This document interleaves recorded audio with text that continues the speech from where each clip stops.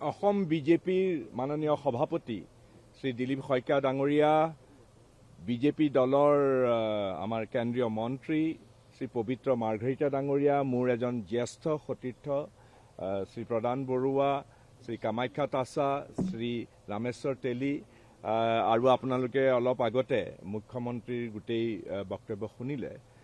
সঁচা কথা ক'বলৈ গ'লে আজি মই যিটো সিদ্ধান্ত লৈছোঁ সেই সিদ্ধান্তটো মোৰ বাবে এটা সহজ সিদ্ধান্ত নাছিলে।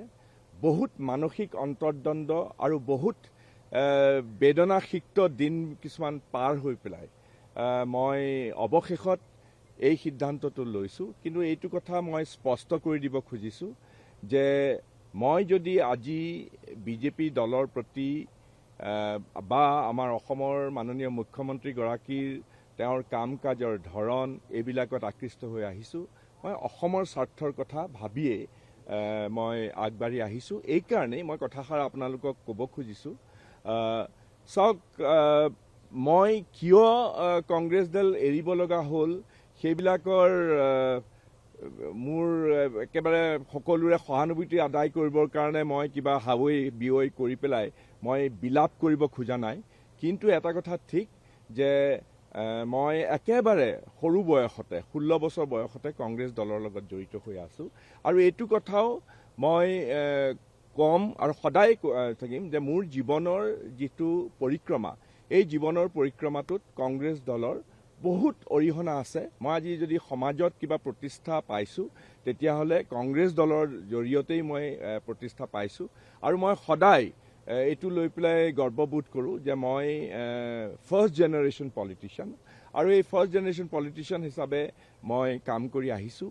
কিন্তু অলপ দিনৰ পৰা অতি প্ৰণালীগতভাৱে মই এনেকুৱা এটা পৰিৱেশৰ সন্মুখীন হৈছিলোঁ যেন মই শ্বাসৰুদ্ধ হৈ গৈছিলোঁ। কিন্তু এই আজি যে যিটো মই বিজেপি দলত যোগদান কৰিছোঁ তাৰ মূল কাৰণ যদি আপোনালোকে বিচাৰে, মই এই কথা ক'ব খুজিছোঁ যে মাননীয় মুখ্যমন্ত্ৰী শ্ৰী হিমন্ত বিশ্ব শৰ্মাৰ লগত আমি সুদীৰ্ঘকাল সতীৰ্থ হিচাপে আমি সময় অতিবাহিত কৰিছিলোঁ। তেওঁ কংগ্ৰেছ দলত আছিলে আমাৰ চৰকাৰ হোৱাৰ আগৰে পৰা।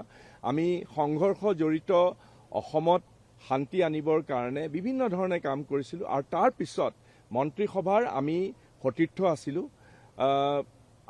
মই সদায় অসমৰ ভৱিষ্যতৰ কাৰণে বিশেষকৈ যিবিলাক বিভীষিকাময় দিন আমি পাৰ কৰিছোঁ সেই বিভীষিকাময় দিনবিলাক তাৰ পৰা কৰাল গ্ৰাসৰ পৰা অসমক আগুৱাই লৈ যাবৰ কাৰণে মই সদায় অসমৰ জনসাধাৰণক লগত লৈ আমাৰ অসমখন পুনৰ নিৰ্মাণ কৰিবৰ বাবে মই কাম কৰি আহিছোঁ আৰু তাত একেলগে মই আমাৰ পিছত আমাৰ মুখ্যমন্ত্ৰী শ্ৰী আমাৰ শৰ্মা ডাঙৰীয়াৰ সাহচৰ্য পাইছিলোঁ।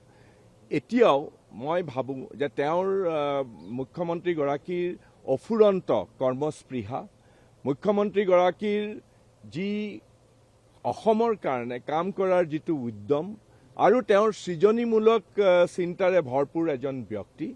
গতিকে এইটো পৰিৱেশত অসমখনৰ আমি আৰু যাতে আগুৱাই লৈ যাওঁ, দেশৰ ভিতৰত যাতে আটাইতকৈ অগ্ৰণী ৰাজ্য হিচাপে তেওঁ যিবিলাক কাম কৰিব খুজিছে তাত যাতে মই সহযোগী হিচাপে কাম কৰিব পাৰোঁ আৰু পৰিৱেশটো মই মোৰ সদায় যেনেকৈ আজি কংগ্ৰেছ দলত মই এৰি আহিছোঁ, তাত হয়তো পিছৰ ফালে যোৱা 2 বছৰমান ধৰি পেলাই মই যথেষ্ট অপমানৰ সন্মুখীন হৈছিলোঁ আৰু মই কৈছোঁৱেই যে বিভিন্ন ধৰণেৰে অপমানিত হৈছিলোঁ। মই যেন নিজকে একাষৰীয়া বোধ কৰিছিলোঁ।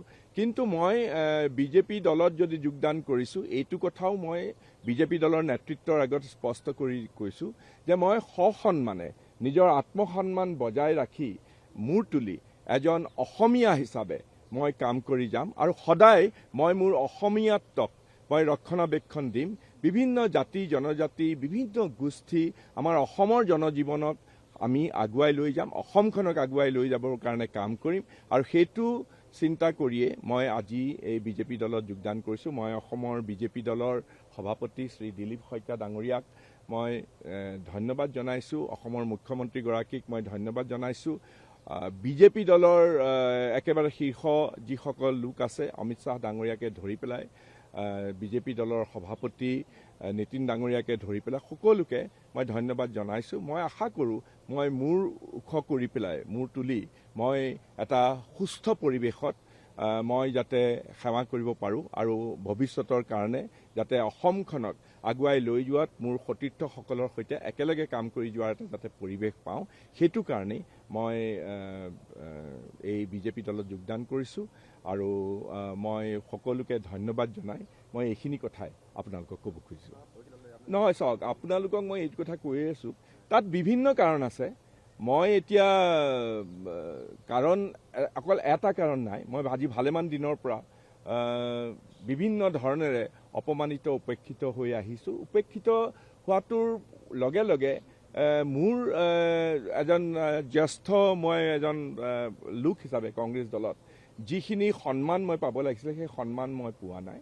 আৰু আটাইতকৈ ডাঙৰ কথা মই আচলতে ক'বলৈ বাধ্য হৈছোঁ যে অলপতে অসমৰ এই গোটেই নিৰ্বাচনমুখী এই গোটেই পৰিৱেশত ইউ পিৰ পৰা এজন ইমৰান মাছুদ নামৰ এজন ভদ্ৰলোকক, তেওঁ মোৰ লোকসভাৰে সমষ্টিৰে এজন সতীৰ্থ, তেওঁ অসমত গ'লে আৰু কংগ্ৰেছ দলে তেওঁক দায়িত্ব দিলে, কিন্তু তাত গৈ পেলাই তেওঁ যিখিনি কাম কাজ আৰম্ভ কৰিলে, কাৰণ এই ইমৰান মাছুদ একমাত্ৰ উপলক্ষ নহয়, মই এইটো কথা কেতিয়াও নকওঁ যে অকল ইমৰান মাছুদৰ কাৰণেহে মই কংগ্ৰেছ দল এৰিছোঁ, কিন্তু মই ভাবিলোঁ যে এইজনটো অত্যন্ত এজন কমিউনেল ব্যক্তি, কাৰণ তেওঁ আমাৰ কংগ্ৰেছ দলৰ সেই তেতিয়াৰ পৰাই, সেইটো আমাৰ হিমন্ত বিশ্ব শৰ্মা ডাঙৰীয়াও জানে, যিসকল কংগ্ৰেছ দলৰ লগত জড়িত, আমি সদায় বৰ গৰ্বেৰে সৈতে বন্দে মাতৰম যিটো নেশ্যনেল ছং, সেইটো আমি প্ৰত্যেকটো কংগ্ৰেছৰ যি কংগ্ৰেছৰ যিবিলাক মিটিং হয় প্ৰথমতে আমি সেই গানটো গাওঁ। কিন্তু এনে এজন ব্যক্তিক কংগ্ৰেছ দলে অসমলৈ পঠিয়াইছে যিজনে কেৱল অপৰাধীকৰণ আৰু আনকি এই যিটো আমাৰ গান, সেইটোৱে তেতিয়াৰ পৰা কংগ্ৰেছ অধিৱেশনত তেতিয়া স্বাধীনতাৰ আগৰ পৰাই মহাত্মা গান্ধীৰ নেতৃত্বত বংকিম চন্দ্ৰ চেটাৰ্জীয়ে যিটো লিখিছিলে সেই গানটো তেওঁ গাবলৈ অস্বীকাৰ কৰিছে। আৰু সেইবিলাক বস্তুৱে মোক যথেষ্ট আঘাত দিছে।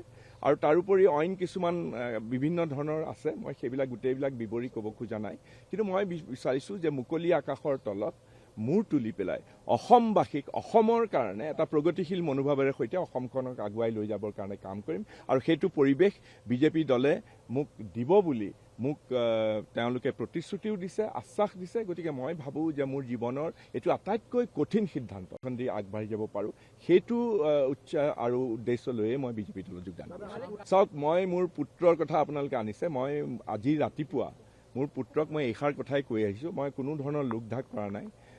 মই জীৱনৰ প্ৰত্যেকটো ডিচিশ্যন মই নিজাববীয়াকৈ লৈছোঁ। মইতো কৈছোঁৱে মোৰ কোনো পলিটিক্সত কংগ্ৰেছ দলত কোনো গডফাদাৰ নাছিলে। আজি ৰাতিপুৱা বিমৰ্ষ হৈ বহি থকা মোৰ ল'ৰাক যেতিয়া মোক দেখা কৰিবলৈ দিল্লীত আহিছে, মই এটা কথাই কৈছোঁ যে তুমি প্ৰাপ্তবয়স্ক, তুমি কি ভাল হ'ব কি বেয়া হ'ব সেইটো সিদ্ধান্ত তুমি ল'বা। আৰু তুমি যিয়েই সিদ্ধান্ত নোলোৱা কেলে, মই এটা সিদ্ধান্ত লৈছোঁ, কিন্তু সেই সিদ্ধান্তই তোমাক যাতে প্ৰভাৱিত নকৰে, ইনফ্লুৱেঞ্চ নকৰে, তুমি নিজৰ সিদ্ধান্ত ল'বা। আৰু তুমি যি সিদ্ধান্ত ল'বা সেইটোকে মই সন্মান কৰিম। চাওক, তেওঁলোকে আহিছে, মই তেওঁলোকক ধন্যবাদ জনাইছোঁ, কিন্তু মই বহুত অপমানিত আৰু উপেক্ষিত হৈ আছিলোঁ। তেওঁলোকে যেতিয়া গম পালে তেওঁলোক আহিছে দৌৰমাৰি, স্বাভাৱিকতে আহিব, সেইবিলাক এটা দীঘলীয়া কাহিনী, সেইবিলাক মই পিছত অসমৰ ৰাইজক ক'ম। এনিৱে, সেইটো আৰু এটা মই পিছলৈ ঘূৰি নাচাওঁ এতিয়া। Friends, you have been told by the Honorable Chief Minister of Assam and in presence of the President of Assam, BJP, and my colleagues, I know them, we work together in the parliamentary different fora. And today, probably, this is one of the most difficult decisions I have taken in my life. It has not been a pleasant step for me because I had to go through a lot. But then I have taken this step not to seek power, because you all know that I am on the second term of my Lok Sabha tenureship, and which would last another 3.5 years till 29. But I have decided to give up everything because I need an atmosphere where I can hold my head high and I get my opportunities to develop my personality further and to take Assam in the path of progress, in the path of development. And we should make Assam and an interest of the Assamese people. When I say Assamese, it is a broad-based Assamese concept. So we will take everybody with us, and we would like to excel and take, because we passed through a very tumultuous time, a very difficult times, conflict-ridden times, but we have come a long way, and we want to consolidate the future of Assam further. That is my saying. Thank you very much. Thank you all. Thank you.